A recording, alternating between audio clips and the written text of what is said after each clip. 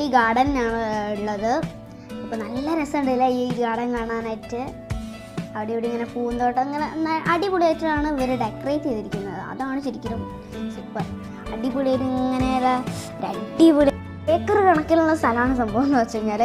അപ്പോൾ ഞങ്ങളിങ്ങനെ ചെടിയൊക്കെ കണ്ട് ഞങ്ങളിങ്ങനെ നടക്കുകയാണ്. അടിപൊളി ചെടിയാണ് ഈ സംഭവം എന്നൊക്കെ പറയുമ്പോൾ.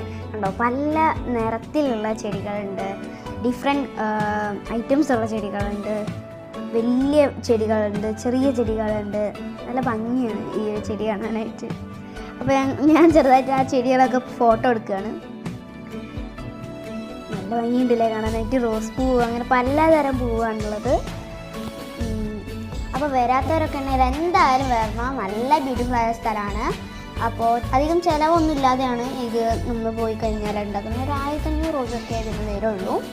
കണ്ടോ നല്ല ഭംഗിയാണ് ഇങ്ങനെ പോയിട്ട് വീഡിയോ എടുക്കുമ്പോൾ. നല്ല